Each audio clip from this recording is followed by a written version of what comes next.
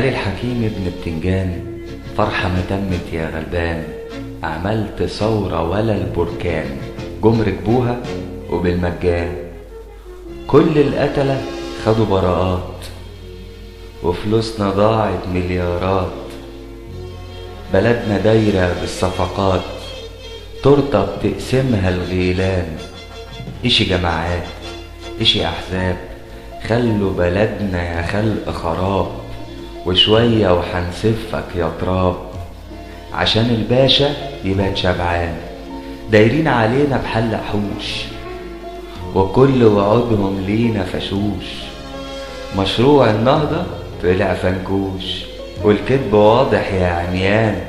راحوا بشوات وجم بشوات، نزلوا علينا بباراشوتات، زرعوا الفتنة خوف وشتات. والغلبان هو الخسران، تيجي تعارض تبقى فلول، أو علماني كفر على طول. يظهر كده تأثير الفول، مسح عقولكم يا خرفان. أنا اللي من 25 نزلت ودرت في الميادين، أنا وإخواني المصريين، مسلم مسيحي كما البنيان.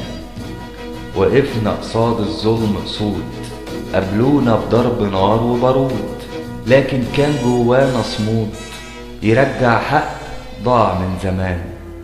وانتم كنتم على المنابر بتقولوا السائر عاصي وكافر، ولما نجحنا بقلبنا طاهر نزلتوا معانا في الميدان. قلنا بلدنا تساعي الكل، نزرع فيها ورد وفل، أتاري جوه قلوبكم غل. خنتوا العهد بقلب جبان، حق الشهداء بإيدكم راح، باتفاقاتكم مع سفاح. باسم قال اشكر يا انشراح، عشان ثورتنا في النسيان. قلنا خلاص جالنا الربيع، هوب في ثانية حكمها بديع، والشاطر بيلم الريع. والشعب خد لقب عريان، البس يا شعب عشان خارجين. حمراء يا ثورة غضبانين، لعبنا صح وباسم الدين بيكسب كل خسيس طمعان. كرسي رياسة واخدناه، والدستور وطبخناه، والشعب نايم أكلناه. وبكرة الدور على البرلمان، بكيس سكر وإزازة زيت، حولناكم لينا عبيد. وبكرة تيجي تقول يا ريت ما بعت صوتي الغالي كمان. قال الحكيم ابن بتنجان: الثورة راجعة في كل مكان، بكرة هنصرخ في الميدان. مش هتكون دولة إخوان، مش هتكون دولة إخوان. لازم يبقى المسؤول والعالم يسمعوه، كفاية خوف وسكوت والحق نرجعوه.